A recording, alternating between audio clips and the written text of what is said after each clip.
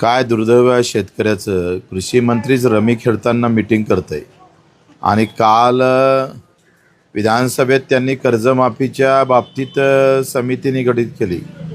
शेतकऱ्यांच्या आत्महत्या होणार नाही याच्यासाठी काय उपाययोजना करू याच्यासाठी समिती गठीत करतंय. आणि आमचे कृषी मंत्री आता ही 8वी 9वी चूक असेल. यांच्याकडून काय अपेक्षा करायच्या? म्हणजे इकडे शेतकऱ्यांना सांगायचं आहे का तुम्ही दारू पिताय म्हणून लग्नात खर्च होते म्हणून तुमच्यावर कर्ज होतं, आणि आमचा कृषी मंत्री जर रमीत गुंग असन तर मग शेतकऱ्याचं भलं काय होईल?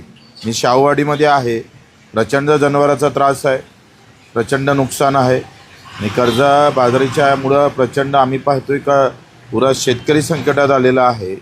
अशा वेळेस अधिक जास्त टेक्निकली गोष्टी न करता सरळ सरळ कर्जमाफी करून मग उपाययोजना करा ना. आता पहिले गरज आहे तो सलाईनवर लागला आहे, आयसीयूमध्ये आहे. आयसीयूमध्ये पेशंट असताना त्याला आता तातडीच्या औषध उपचाराची गरज आहे आणि तुम्ही सांगताय का नाही आता आम्ही उपाययोजना शोधू आणि मग पाहिलं तर कर्जमाफीकडे जाऊ. तर जेथपर्यंत कर्जमाफीची घोषणा होत नाही, तारीख निश्चित होत नाही, तोपर्यंत आंदोलन चालू राहील आणि 24 तारीख पुऱ्या महाराष्ट्रामध्ये प्रचंड ताकदीनं चक्काजाम होईल.